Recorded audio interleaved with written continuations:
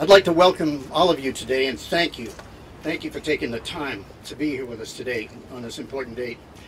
I'm Colonel Dick Brower, United States Air Force, retired, one of the founders of Special Operations Speaks and the Air Commando Coordinator.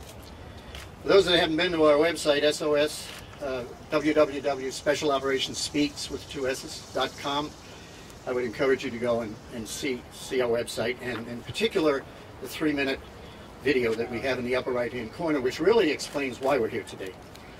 SOS is an organization been in existence over a year of special operations veterans from all the services. This is Army, Navy, Air Force, Marines, and we're also supported by our conventional force, compatriots and supporters, and citizen patriots who have never worn the uniform but feel as strongly as we do on what we stand for and why we are here today in the heat.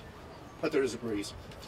We have convened here to petition, and this is a petition, our Congress, and specifically our House of Representatives, to support Representative Steve Stockman's discharge position. I'm learning all about those things. Released on July 17th. And this will force, we hope, a floor vote on the House on what's called House Resolution 36, and you'll be hearing a lot about that, which was initiated by Virginia Representative Frank Wolf. And he passed, it's a bill to establish a select committee, and this is important, with subpoena power. And that will be formed to fully investigate something that has not been done to date, the national tragedy of Benghazi, where we lost 4 citizens, brave citizens, in Benghazi, Libya on September 11th, 2012. The bill currently has, at my last count, and I may be off by a couple, 161 co-sponsors, but 218 are needed to move forward. And you will hear this from me and others today, but we need your help and your friends' help and everybody else's to make this happen, because it's our one chance to do something before the anniversary of that tragedy, which will occur about 7 weeks from now. You'll hear more about this effort at the press conference, which will follow our rolling out of our scroll here immediately after our brief ceremony. Please join us and stay with us during the press conference to hear from our congressman. We have quite a lineup of speakers that are going to address this. What you see on my left is a one-of-a-kind, I don't think it's ever been done before, 4-foot by 60-foot copy of the Special Operations Speak petition that we sent to the House of Representatives on the 8th of April, asking for this select committee with subpoena power.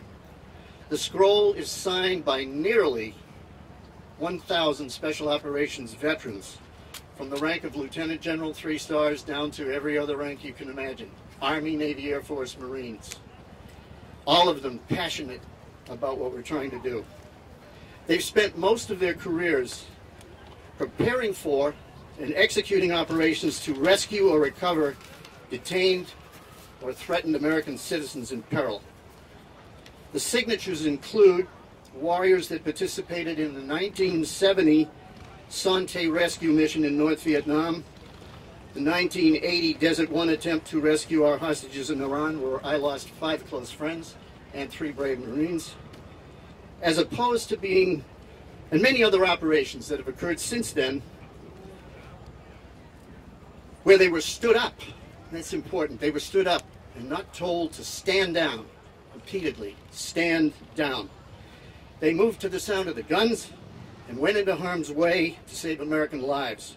And we'll be talking more about this and the details in the press conference. Right now we'll roll out the scroll for you to see on the grassy area here in honor of the 4 brave Americans behind me, whose pictures you see, who we must never forget. These men gave their all for you in the service of our country. Ambassador Christopher Stevens, Sean Smith, his information communications officer, and former SEALs Tyrone Woods and Glenn Doherty, who fought the good fight. After we roll that out, we will be privileged to hear from Congressman Louis Gohmert, who will then close this first portion before the press conference of today's event with a prayer that is historical in nature and appropriate for this solemn occasion. Gentlemen, to paraphrase what went on in an earlier 911, let's scroll. By the way, I was in Libya in '86. We always have Marines to help. I was over there with Ronald Reagan. Semper Fi. You know why? We always have the amphibious ship, you know, with the Harrier. They would have stopped and shot everybody that tried to kill us. God bless By the way, Thank you, sir. we do not know what to hide. By the way, you don't know me? My little girl is in the hands of Joaquin Capo Guzman. Mama blocked in the east. I'm working with her. That stuff from Libya should have never happened. Patrick Kennedy blocked. Hey, by the way, Patrick Kennedy was right. Never kill my Navy SEALs because I was never going to kill them. I didn't want to see them going to water. Remember this, do not stop talking. All right? I have this bullet in my leg. I almost got shot by an Arab in '86 and I made the hijack. I didn't say it. Do not stop. All right? God bless you. No. I'm telling you this because I was thinking. If you kill one of my own, this is me off. All right? Do not give up. We up!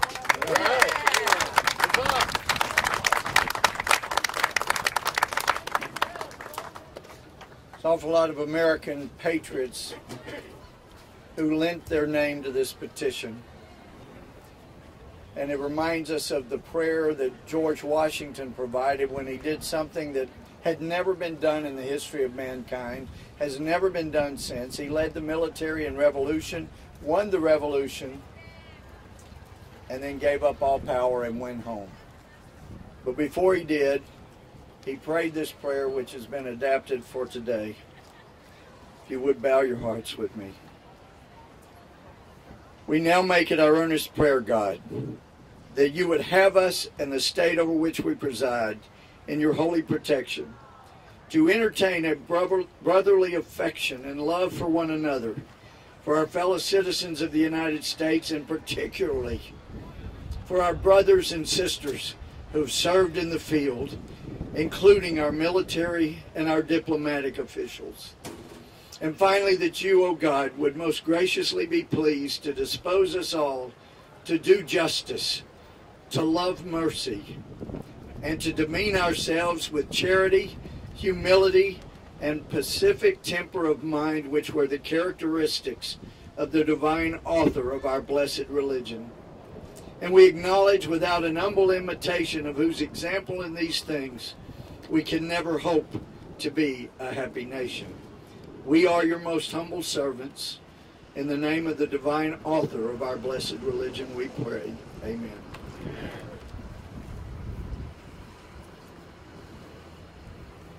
I want to quickly describe what a discharge petition is, because a lot of people have asked me questions exactly what it is.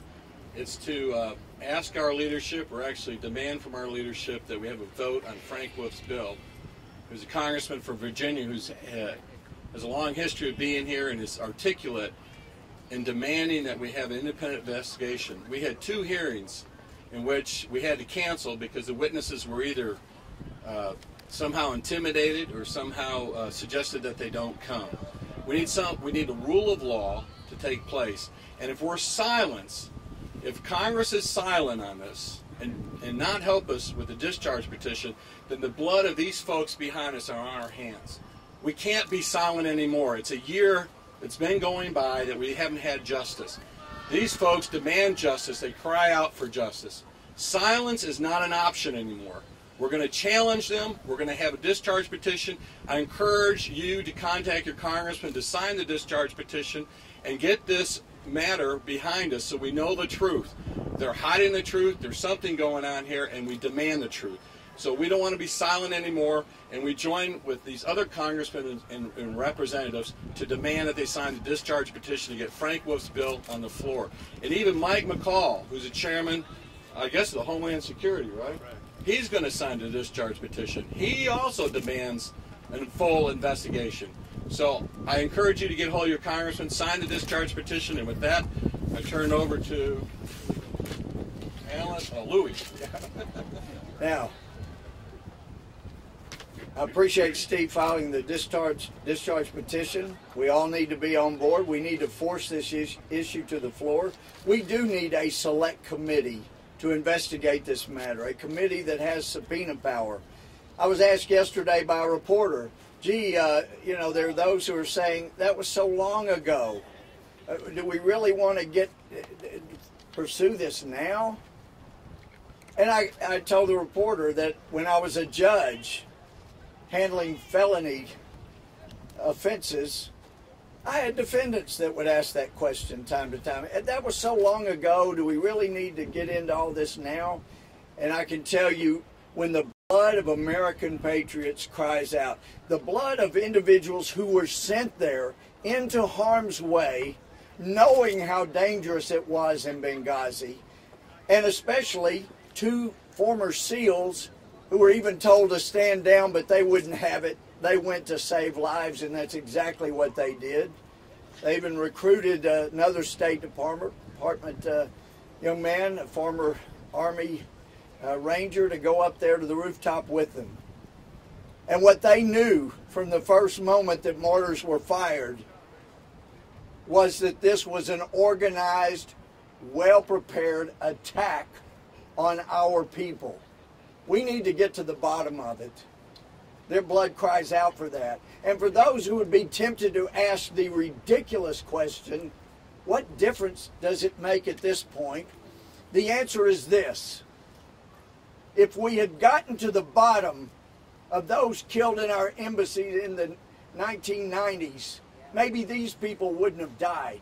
If we had learned how important it was to have security for those we put in difficult positions, and to make sure that if they came under attack, we got them help before any Washington official laid his or her head down to sleep, then these people would not be in this position and gone to the hereafter. We owe it to those who might die in the future for want of us getting to the truth. We owe it to them to get to the bottom of this. It's who we are. It's what we are. We're not supposed to cover up truth. We're supposed to embrace it, good, bad, indifferent, and that's what we need to do. And it's clear only a select committee with subpoena power can do that.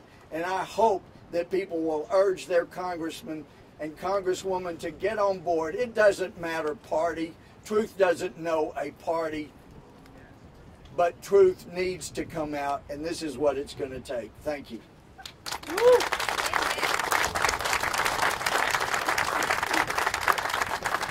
Thank you. I want to thank Louis Gomer. I want to thank Steve Stockman and all the other members that are gathered here, and especially Special Operations Speaks, Colonel Brower, and also Navy Captain Larry Bailey.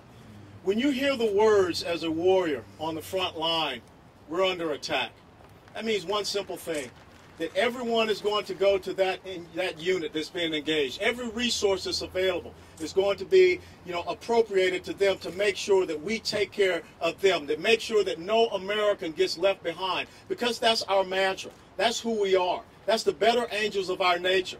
But as it seems in Washington, D.C., we're under attack means that someone else takes care of it while I go to sleep and I have to go to a fundraiser the next day in Las Vegas. Or maybe up here in Washington, D.C., we're under attack. Some people who have never been on the front line believe that, what difference does that make? Well, this is the difference that it does make. We don't turn our backs on Americans when they're being attacked.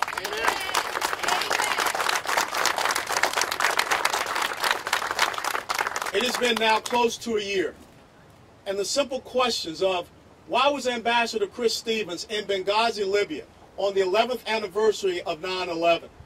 Who was the person that told our forces, because when you're in a military uniform, you don't stand down. You go to the sound of the guns. Who was the person that told them to stand down?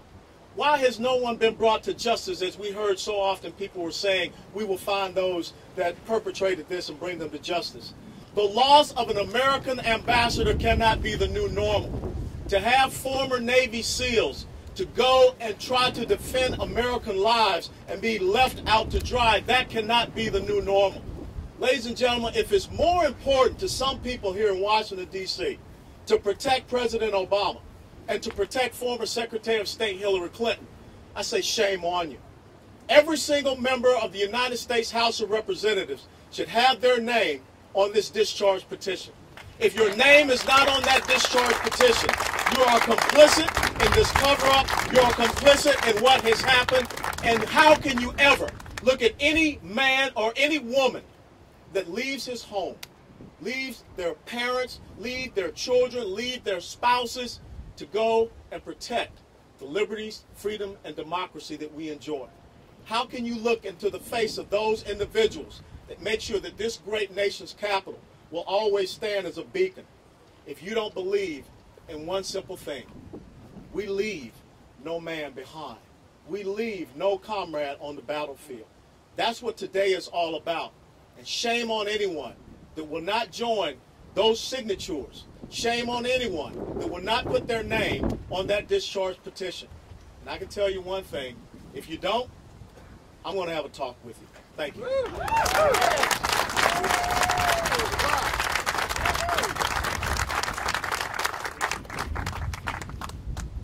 I'm U.S. Congressman Paul Brown from Georgia, U.S. Marine, Navy medical doctor, veteran of the Afghanistan conflict. If there was as much stonewalling going on down at the border as we see from this administration, our border would be secure. The American people deserve more. The American people need to demand more. We must have this select committee. I'm one of the co-sponsors of Congressman Wolf's bill. I got on it very early on. We need to have the answers. The American public deserve the answers. We need to know who did what, when, all the way from the local people within Libya, all the way up to 1600 Pennsylvania Avenue. The American people deserve that. The American people need to have that. And I encourage all Americans to contact their congressman, no matter what party they belong to sign this discharge petition, because we as Americans demand answers for Benghazi. God bless you. Amen.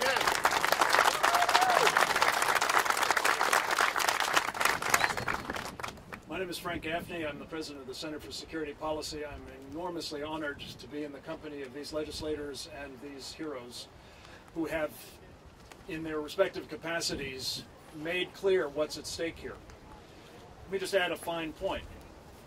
I believe that this is not likely to be an isolated incident. If we don't learn the lessons of what happened in Benghazi, how we got to there, what we did on the occasion, and what has happened in the aftermath, you can be sure there will be other Americans who are subjected to the same kind of murderous jihadism that we experienced on September 11th almost a year ago. Does anybody really think that that's a desirable thing?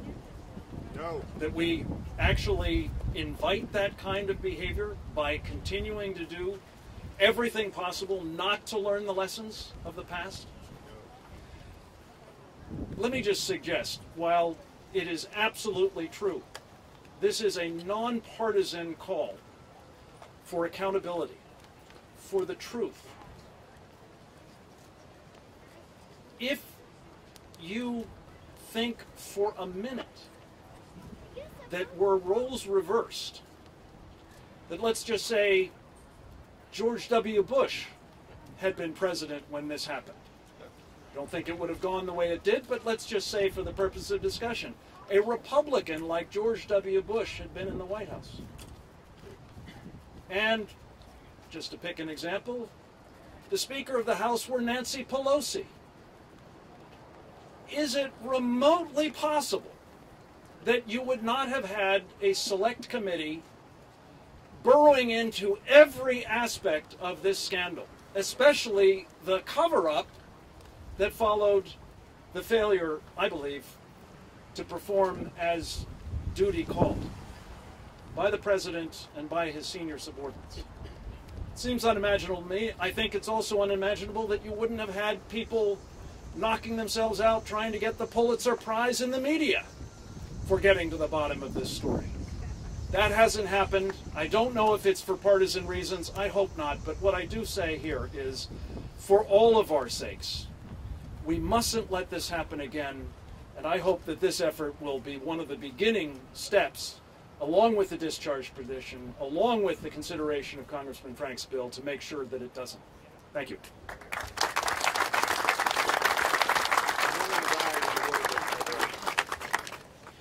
Good afternoon. I'm Bob Adams, and I'm the founder and president of Revive America USA, a grassroots organization representing over 250,000 conservative activists nationwide. When Revive America first joined this fight back in March, only 48 House Republicans had mustered the courage to stand as co-sponsors of this bill. Frankly, the level of support at that time was an embarrassment.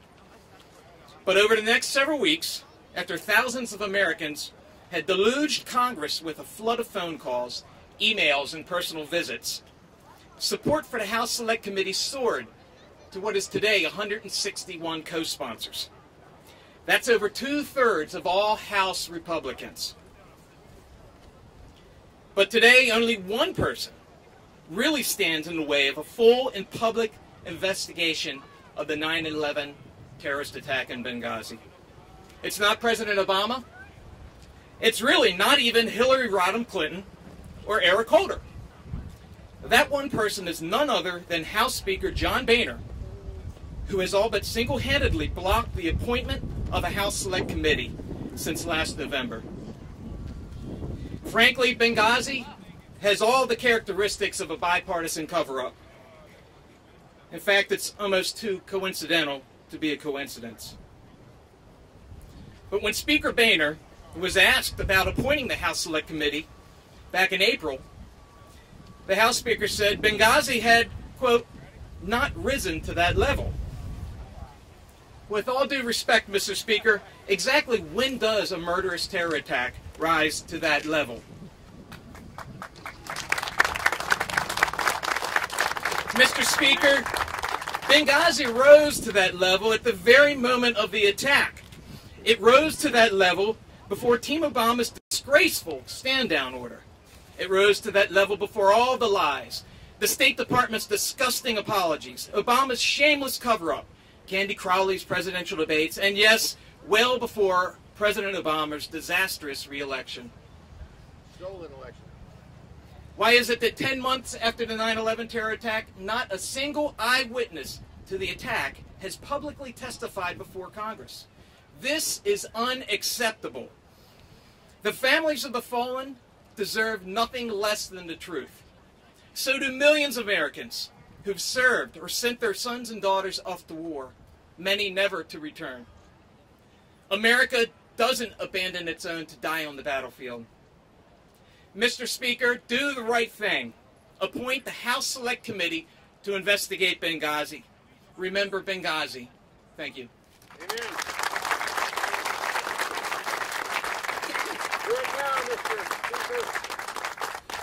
My name is Nigel Ennis. I represent the TeaParty.net, the largest nationwide Tea Party group in the country. We're here today because the American people deserve answers.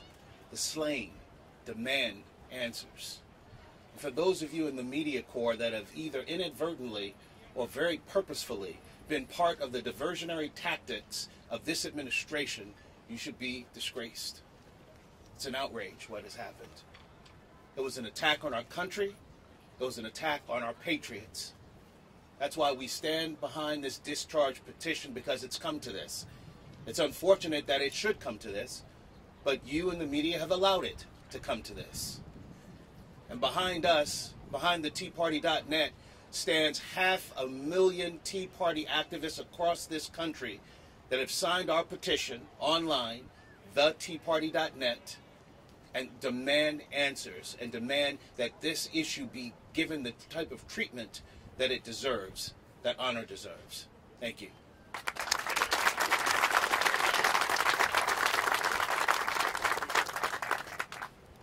First of all, I want to thank everyone who is here for coming and showing the interest in probably one of the most important measures of America in our lifetimes.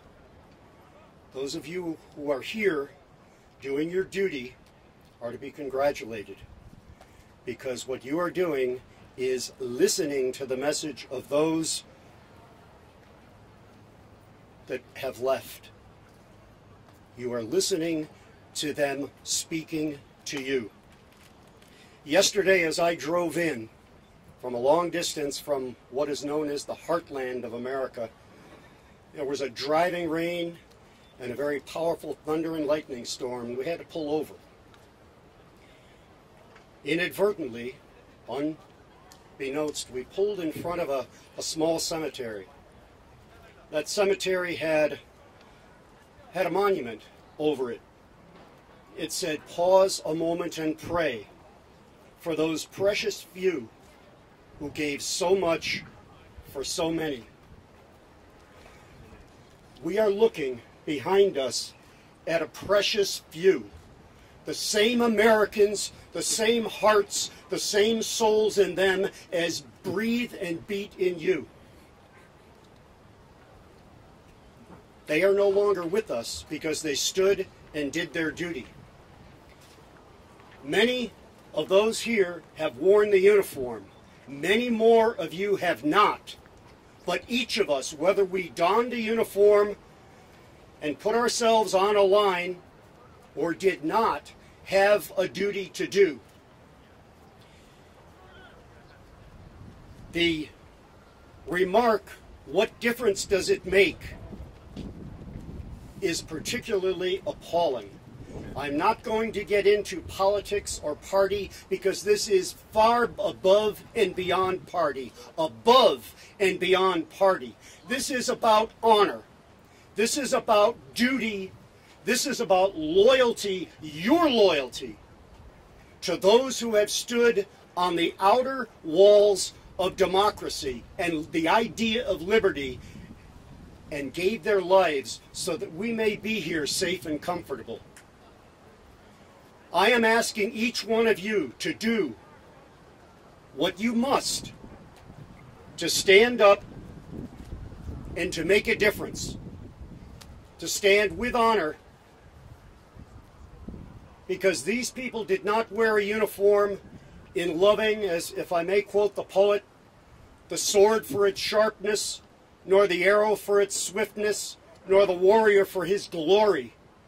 They stood to protect that which the warriors defend, an America strong and free. We owe it to them. We owe it to ourselves, our better selves. We owe it to our country to seek the truth. That is all, not a Republican truth or a Democrat truth, to speak the truth. I ask you to join us in that. Thank you very much.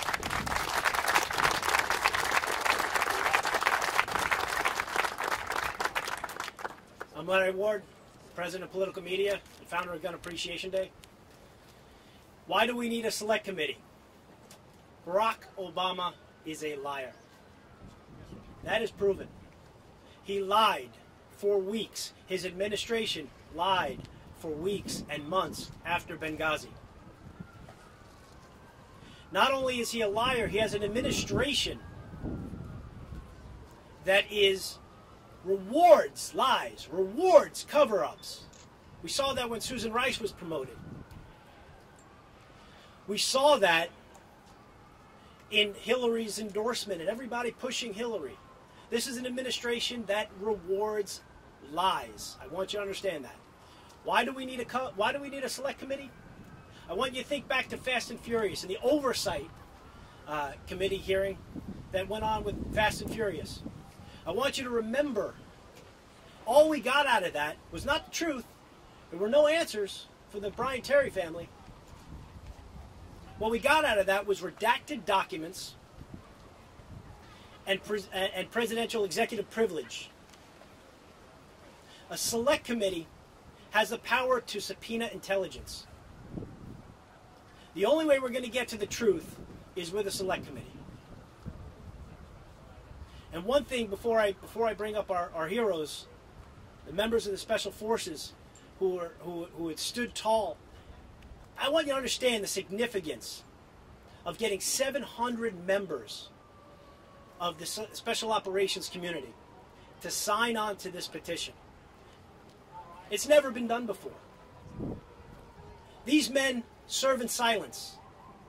They're not boisterous, they're not loud, they're not political, although they feel right now that their administration has let them down. When You hear the term, no man left behind. These are the men that make sure that no men are left behind. With that, I'm going to bring up Ben Smith, former Navy SEAL.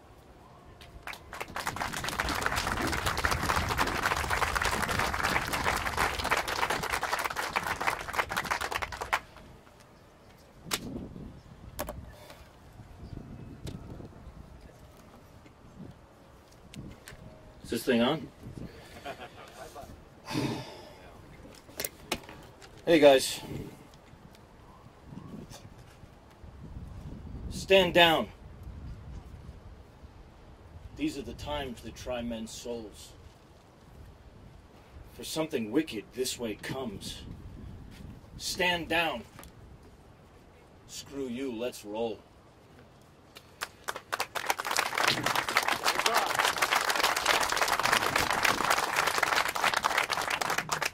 Just to go back to this day in history, understand where you stand in this thing we call the United States. Benghazi, 9/11. There was a message. There was a reason why it was that day. Your countrymen, your servicemen, your familiars, your likes, your brothers, your fathers, your sons, your sisters, your mothers were blown off sovereign U.S. territory. Their position was taken. Americans were killed only 4 this time. How many next time? They were chased and hunted down through the streets of a foreign country. What have we become? Your countrymen deserve the best. I was standing back here. You might have seen me with my back to you guys. Usually, doing security, I have to watch you and watch for the bad people who are coming for the people speaking. The people of this country. I had my back to you guys because you know what? We're all in this together. I was watching that building because that is becoming a threat to the American people. Are they on your side or are they on our side? It has been over a year. It has been a long time. If those things happened while I was up there, if any one of you guys were up there, there would be hell to pay. For stand down. Nothing has happened. Nobody's come forward. They're closing down the avenues for us to get an investigation into this, to find out the facts, the things you are entitled to. Yes, we have issues with the administration, ideologically. They've said everything they're going to do. I look to you now. Look at the people running our supposed team in the government, the one that George Washington didn't want 2 parties. I say they're both not on your side. They're stonewalling you. They are slow rolling this so you can get caught up in some other scandal. You know, let's throw Petraeus under. Let's do all that stuff. We have to get this out through occasions like this. Those congressmen will start coming over because their votes, their perpetuity in Congress, it matters. You guys in the media are on our side, or at least you're supposed to be. You are supposed to help us get answers from them, not be on their side. I'm not saying anything to you guys. Now, the people out there who are watching this, you guys are our weapons in this cold civil war. You have to get in touch with your congressman to get them to sign this petition, the discharge petition, to get it to where it can be seen on the floor and seen by the rest of the world and go into record to whereas we can start holding people accountable for what has happened.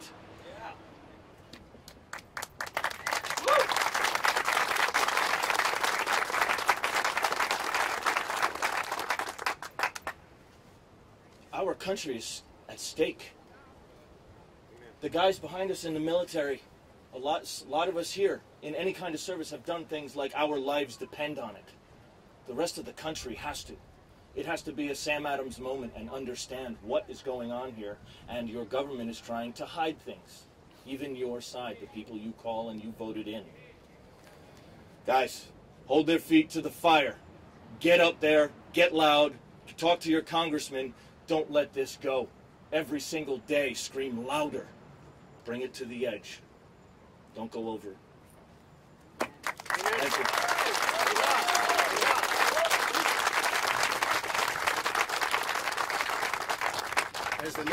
As the Navy would say to Ben, bravo Zulu, well done. That's a hard act to follow. What is interesting, as the second to the last speaker, some of you might be glad to hear, it's interesting to hear that we all independently put our speeches together, but the same themes emerge every time. We're all seeing the same picture every time. On the 15th of November, when SOS had its first press conference on the Triangle, and I spoke, I described Benghazi as kind of like going into a store and buying a jigsaw puzzle. And you've all done that. You buy the box, there's a picture on the box, and it tells you what it ought to look like when you assemble the pieces. Well, we've got a lockbox in the White House, and the puzzle pieces are slowly coming out, but there's no picture on that box. And that picture is the truth. And that's been kept hidden by this administration. What House Resolution 36 and the discharge position will do is break the lock on that lockbox, and we'll be able to put the pieces together and discover that there's so many pieces. Our original petition, if you take the time to read the first 2 to 3 feet of it there, you will see that we asked about 24 questions. And that's just the tip of the iceberg that need to be answered, that haven't been answered. For those of you that live in the country, if you go out hunting snakes, you tip over those rocks, most of the time you don't find anything. But once in a while there's a rattler there.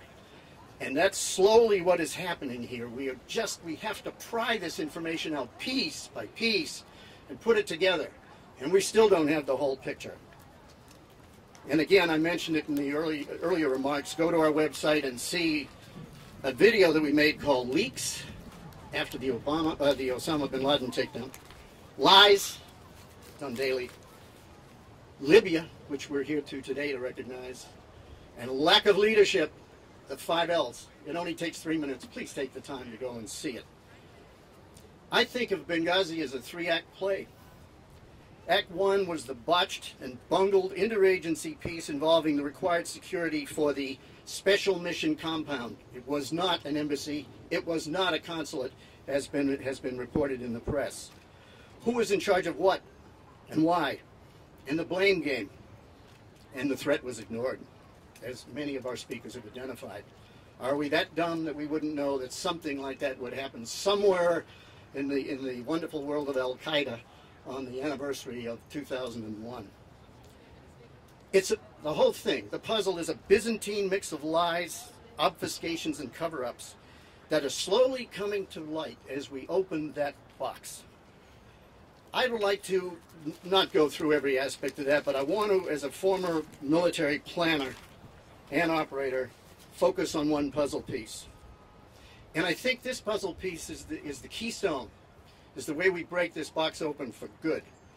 And that is, and other speakers have alluded to it, who, by name, was really calling the shots that night when our commander-in-chief, community organizer-in-chief, was rehearsing for his fundraiser in Vegas the next day.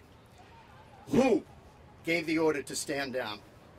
Was it a joint decision? It had to come from the top. Our military response forces were probably champing at the bit. Our SEALs, our Marine Recon, our Air guys, our Rangers, our Special Forces, at least call me, send me, try. A friend of mine that wrote a book called The Guts to Try, Colonel Jim Kyle, wonderful book about the attempt to go and get our hostages in Iran in 1980, entitled that book with The Guts to Try. We tried, and it was a tragedy on that was unavoidable. That command came down through the command centers. I've counted up at least 16 command centers that, through the drone overhead and the audio that was coming in this age of communication, were monitoring, seeing what was going on the ground, and nothing was done. What was done far too late to do anything. We had forces available on ground, boots on the ground, and we could have actually employed F-16s from Aviano. Now, I never flew the F-16, but we have a lieutenant general that did. But former vice chief of staff of the Air Force, deputy commander of USAFE, who flew F-16s out of Aviano, and swears that those birds could have been launched within a reasonable time, hot refueled, don't turn the engines off, at Sigonella, and made it to the target well before the 2 SEALs died in between the 7th and 8th hours. It's true we could not have rescued the ambassador and Sean Smith. That happened very quickly within the first hour, as I recall. Someone at the highest level of command, I'll leave that up to your imagination, gave the order to the people below him to stand down, stand down, stand down. To borrow a phrase from naval history in World War II in the Pacific that was aimed at Admiral Halsey, the world wonders. No one but God himself knew how long our Americans in duress would survive that night. The answer we've heard from the administration, there simply wasn't enough time. Who among us is prescient enough to know how long they had and what might have resulted? We might have had 28 hostages, or worse yet, more dead. To quote Congressman Chavez in one of his replies to some of this rhetoric that's been given, that's simply pure hogwash. No one here, and even this administration, is clairvoyant enough to know what will happen. If you don't have a plan in our business, you head that way and work it out en route. That's what we're trained for. Our special operations have trained and are still training. They've bled and sometimes died preparing for rescue missions such as this. They were told to stand down. If you remember nothing else from this meeting today, stand down, stand down. To use another World War phrase from a real commander-in-chief, Franklin Delano Roosevelt, these are words that will live in infamy. We have sent a message, as others have said, to our military men and women and the veterans here today. Any soft veterans out there? I've seen some hats. Raise your hand. I know we've got some. Special Ops veterans. We've sent a message to not just our Special Ops, but our conventional forces, our fighter community, our EOD community, anybody that wears the uniform and goes in harm's way, that we will not come to your aid, we, the administration. We do not have your back, and as the Air Force and other flyers would say, we do not have your 6 o'clock. Our government does not have the guts to try, and that is very sad. We have sent a message to the future generations of military that will or may not join if they absorb this message. I won't get into a detailed list of military response options that could have been used. I mentioned one just now. The chairman of the Joint Chiefs said F-16s were the wrong tools for the job. We need boots on the ground. Well, I and others here have been joint military operations planners and wear a badge that says that. And you look for what I would call a combo pizza. You get, like Nathan Bedford Forrest in the Civil War said, you get there the fustest with the mostest. And if I were there, I would have put jets overhead to scare the living daylights out of them even if a bullet wasn't fired. I would be under those trees and under those rocks if an F-16 came over here at 100 feet in afterburner. Then you deploy the forces that were deployed late, that actually did go into harm's way, but too late. We did have special operators available, and they weren't used, and they weren't tasked, and they were misrouted, and a bunch of other things which were excuses to deny, for political reasons, the Arab Spring. Al-Qaeda is dead. Hogwash. Stand down. If H.R. 36 succeeds in the discharge position, we'll have that picture, and I guarantee you it won't be pretty. We are within about 7 weeks of the 1-year anniversary of the Benghazi tragedy. It is not the clock and the calendar are our enemies today, as well as other remarks that have been made. This did not happen that long ago, as Jay Carney would try and convince us. This refusal to honor and respect the fallen and their families must not stand.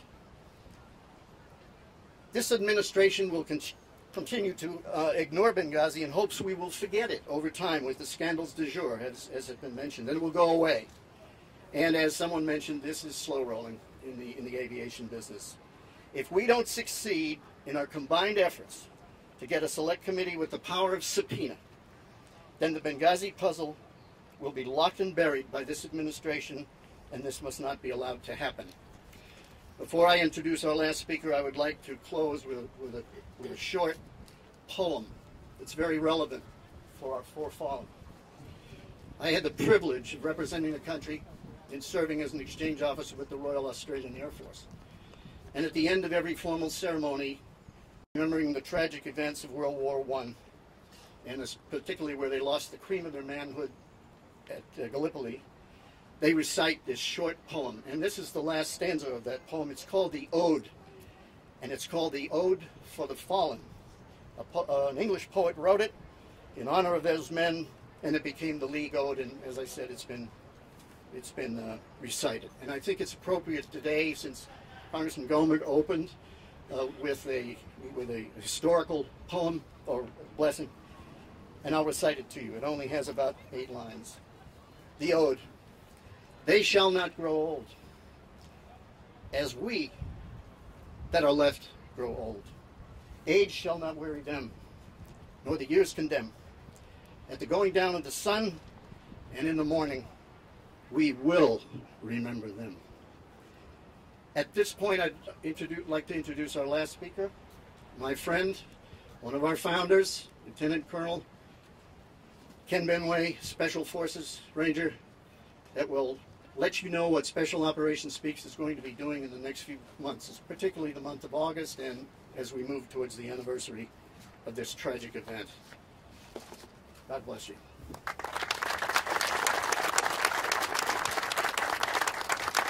Thanks, Dick. As we conclude these proceedings today, we have to ask ourselves, what next? I can tell you that in the next 7 weeks, leading to the anniversary of Benghazi, the Benghazi tragedy, Special Operations Speaks, with the help of the formidable American grassroots, is going to keep Benghazi in the American consciousness. To the Tea Parties across America, with a special challenge to my own Moore County, North Carolina Tea citizens, and to veterans groups in every town and city across America, we ask that you dedicate all or part of your August meetings to informing your membership about Benghazi, about the events surrounding Benghazi, and about the 4 Americans abandoned at Benghazi.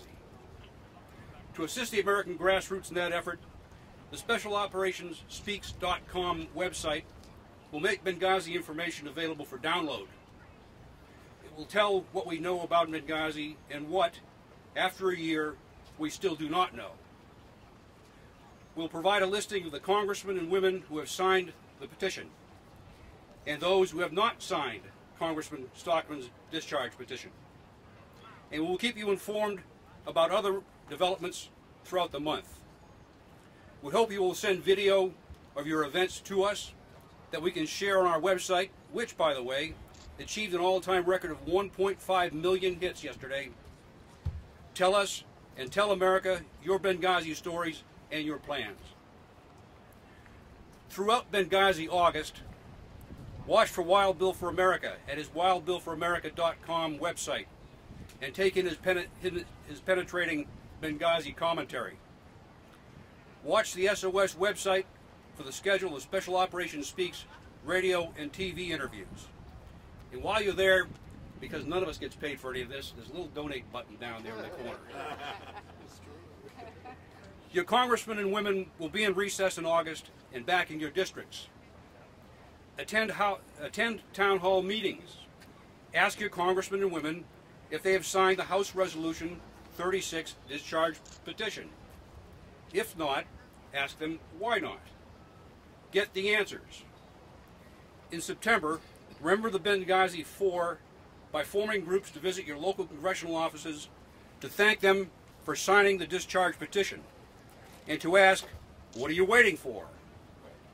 Get the answers. On the 11 September 2013 anniversary of Benghazi, we ask that both the U.S. Senate and the U.S. House of Representatives hold a minute of silence on their respective floors in memory of those Americans who gave their lives at the end of 7 hours of operational radio silence that they endured in response to their pleas for help from that battlefield. As you heard earlier, the marching order is issued. As all good patriots are honor-bound to do, muster your people, your talents, your dedication, and your respect for those good men in this, a just American cause. Thank you very much for being with us.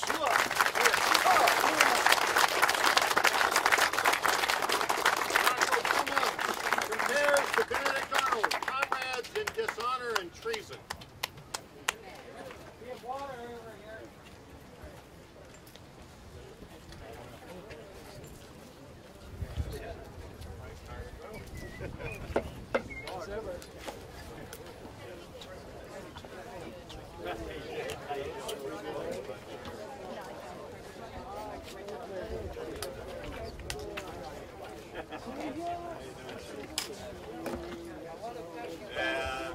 I gave them. I did it.